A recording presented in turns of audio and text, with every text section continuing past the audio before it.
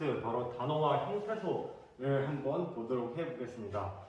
단어와 형태소 같은 경우에는 이제 또 킬러 파트, 제가 각각 파트마다 킬러가 있다고 얘기했는데 이번 킬러 파트는 바로 여기입니다. 일단 여기 뭐야? 여기에요, 여기. 여기는 이제 여기 관련한 게 아니고 이쪽이 자리가 없어가지고 이렇게 이동했다 생각을 하면 될 것 같습니다. 자, 그러면은 단어와 형태소 바로 한번 볼게요.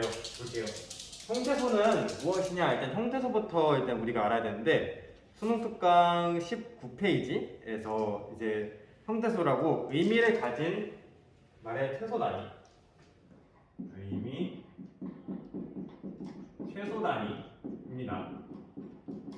이러한 형태소는 이제 자립의 유무, 의미의 성격으로 따져가지고 총 4개로 분할을 할 수 있어요. 그래서 자립 형태소, 의존 형태소, 실질 형태소, 형식 형태소 이렇게 4가지를 나눌 수 있는데 자립의 유무는 무엇이냐? 얘가 혼자서 쓸 수 있는 이제 자립성을 갖고 있냐? 그러니까 다른 형태소와 결합하지 않고 쓸 수 있냐라는 것을 의미하고 의존은 다른 형태소, 즉 다른 형태소랑 의존을 해야지 쓸 수 있는 그런 형태소를 의미합니다. 의미 성격은 실제는 그 말 그대로 이 단어, 이 형태소 자체가 뜻을 갖고 있냐 이런 거고 형식은 이런 그냥 문법적 뜻이 있냐라는 것을 의미합니다. 여기 보시면은 수능 특강에 이제 예시문이 나는 잘 익은 과일을 아이에게 먹였다라고 했는데 한번 분석을 좀 해볼게요. 일단은 자립의 유무로 한번 분석을 해볼게요. 자, 띄어쓰기 기준으로 끊어주시고 우리가 조사 그리고 어미를 배웠죠. 여기는 주격 조사 끊어주고요. 여기는 이제 it다에다가 이제 니은, 은는 이런 걸 붙였죠. 그래서 얘도 끊어주고 여기도 끊어주고 여기도 끊어줍니다. 이거는 이렇게 끊어주면 됩니다.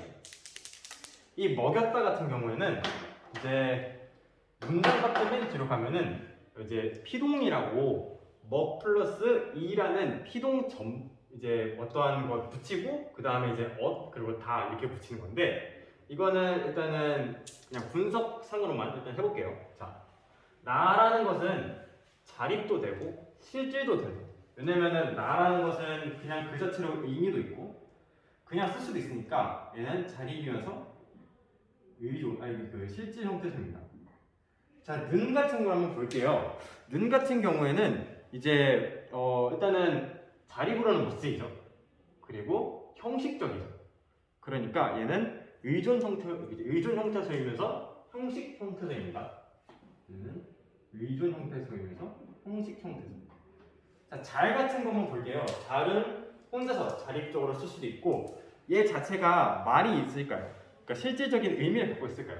나 잘해 라고 의미를 갖고 있죠. 즉 나라는 같은 맥락입니다. 이제 어느 정도 이제 감을 좀 잡았죠. 즉 이런 조사나 어미 같은 경우에는 대부분이 형식 형태소입니다. 그리고 의존 형태소인 같은 경우에는 이제 그 교과서 같은 걸 보시면은 이제 먹이 얻다에서 먹은 여기 의존 형태소에 들어가는데 형식 형태소는 안 들어가죠. 이 익다 같은 익은 같은 경우에도 익은 의존 형태소에는 안 들어갑니다. 보시면 의존 형태소에는 들어가지만 형식 형태소에는 안 들어갑니다. 여기 익이랑 먹 같은 경우 한번 볼게요. 이 익은 이제 익다, 익고, 익니, 가변어는 영어밖에 없죠. 영어에서 얘는 읽는다 말이 되니까 동사입니다. 먹다도 같은 의미로 얘도 동사이죠. 이런 앞에 있는 얘네들을 우리가 어간이라고 불렀죠. 얘네를 어미라고 불렀죠. 이 어간 애들은 형식적이지가 않고 실질적인 의미가 있습니다. 이렇게 어간은 우리가 실질 형태소라고 분류를 해놓지만 얘네 자체로 나는 이다. 이게 무슨 말인지 모르잖아요. 그러니까 얘네는 자립적, 혼자서 쓸 수는 없다. 하지만 얘네는 실질적인 의미를 갖고 있다 해가지고 이런 어간들은 우리가 실질 형태소라고 의미를 해놓습니다. 이렇게 분석하는 방법까지 알아봤고요. 분석은 띄어쓰기 기준으로 자르고 이제 우리가 배웠던 조사 혹은 이렇게 어미 같은 것들 이 얻다 이러는 이제 뭐 여기 선어말 어미도 있죠. 우리가 봤죠. 얻도 있고 그래서 이 은 같은 경우도 우리가 끊어서 확인해 보면 될 것 같습니다. 형태소 파트는 이제 이런 끊는 거가 아마도 시험 문제에 나오지 않을까 예상을 해보고 이 단어 파트에서는 이 녀석이 우리 이제 킬러 파트라고 부를 수 있습니다. 일단 단어는요 실질적 의미, 문법적 의미라 해가지고 어근과 접사로 나눕니다. 어근이라는 애는 실질적인 의미를 갖고 있는 애라고 얘기하고 접사는 문법적 그냥 의미를 갖고 있는 애라고 얘기하면 될 것 같습니다. 단일어, 이 단어가 단일어랑 복합어 이렇게 두 가지로 나누는데 단일어는 하나의 어근으로 이루어진 것입니다. 물 혹은 강 이런 것들. 복합어는 파생어와 합성어로 나눌 수 있는데 이제 이 파생어 같은 경우에는 내가 잘못됐네요. 이 녀석이 위로 올라갔어야 돼요. 파생어 같은 경우에는 접사에다가 어근을 더하는 건데 이 순서가 바뀌어도 됩니다. 이 순서가 바뀌어도 돼요. 즉 파생어 같은 경우에는 접사, 이 문법적 의미하는 애들이랑 어근, 실질적 의미를 갖고 있는 애들 두 개를 합친 것을 우리가 파생어라고 얘기를 합니다. 합성어는요 어근과 어근 이렇게 두 가지로 이렇게 치는 건데 실질적 의미인 것을 두 개 합치는 것가 있죠.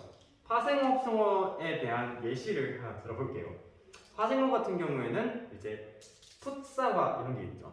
풋이라는 접사, 문법적 의미를 갖고 있죠. 우리가 풋이라는 실질적 의미를 갖고 있진 않아요. 하지만 사과는 우리가 먹는 과일, 즉 실질적 의미가 있기 때문에 어근이라고 부를 수 있어가지고 풋사과는 파생어입니다.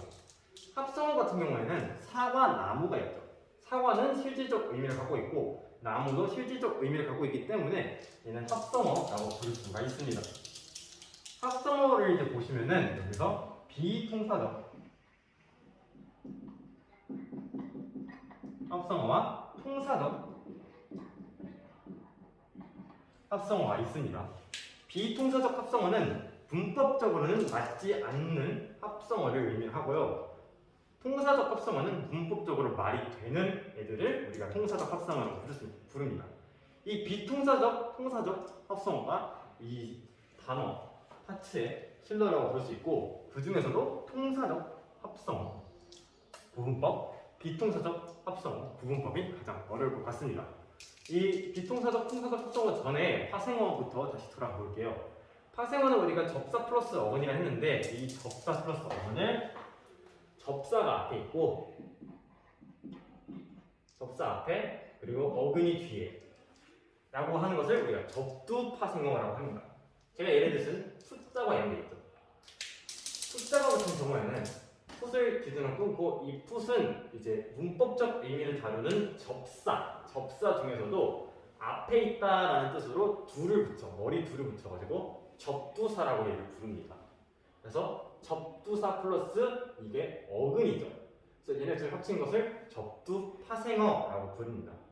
전미 파생어는 접사가 뒤에 있고 어근이 앞에 있는 애들을 의미합니다. 전미 파생어는 접사 중에서 꼬리 밑자 뒤에 있다는 뜻으로 접사가 뒤에 있는 것을 의미합니다. 우리가 사냥하다라는 이제 단어가 있어요. 사냥하다 한번 복습을 해볼까요?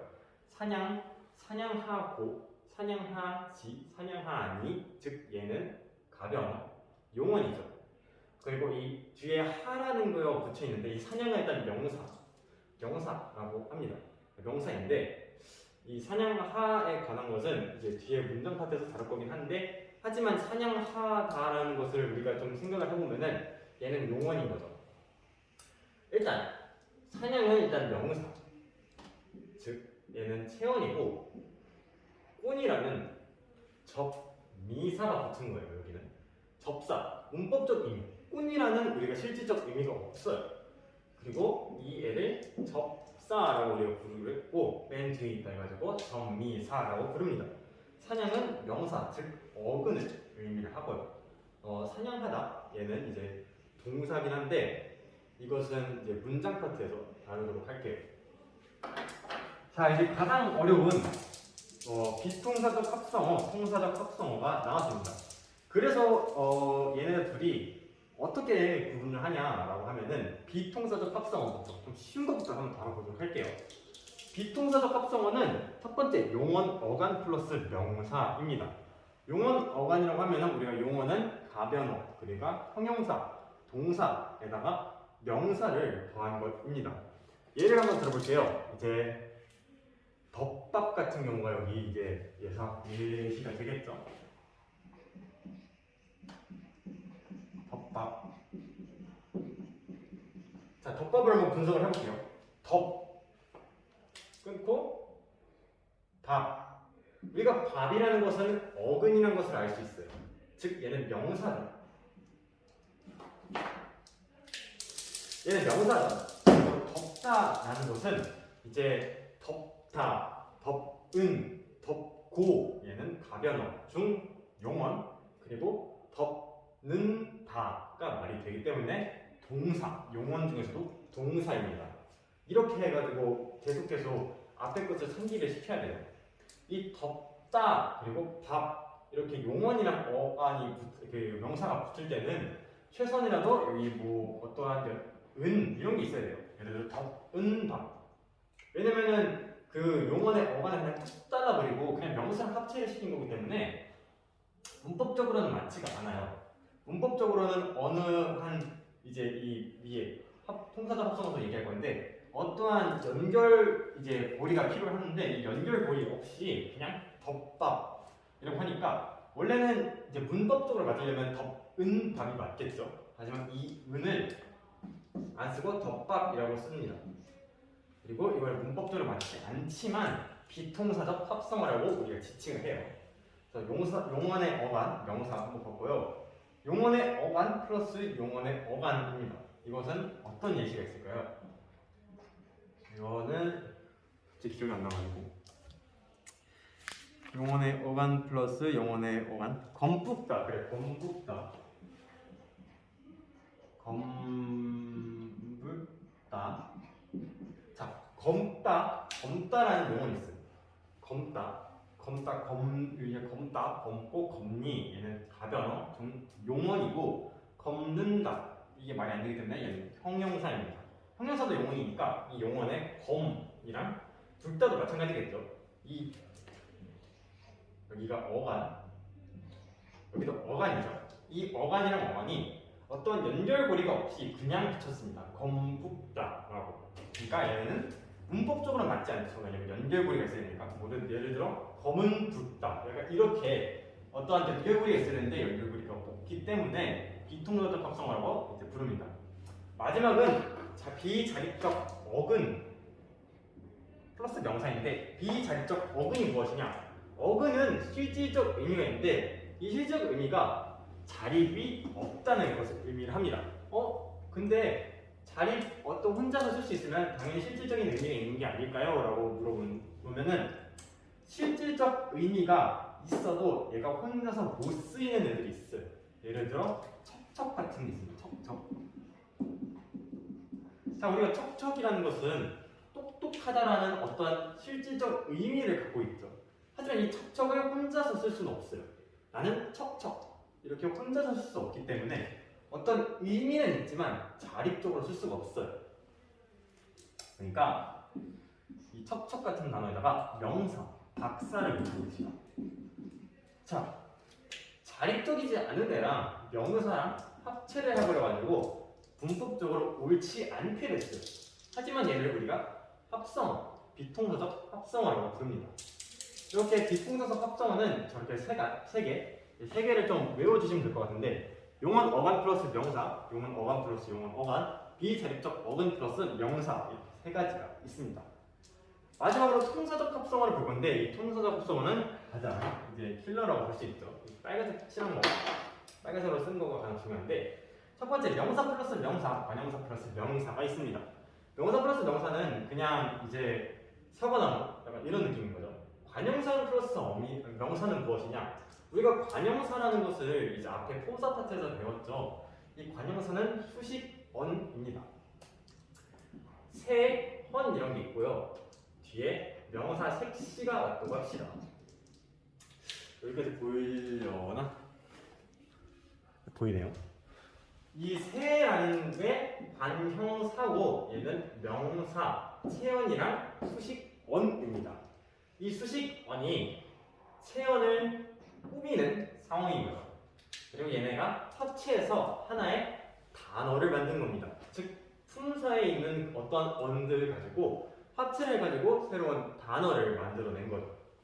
세, 색시 같은 경우에는 세라는 관형사와 명사, 색시, 명사가 합체한 거라고 볼 수 있고 이 동사다 합성에서 가장 중요한 두 번째 거 어간 플러스 관형사형 어미 플러스 명사 이름만 들어도 좀 어려운데 한번 이제 분석을 좀 해보도록 할게요. 예시가 무엇이 있을까?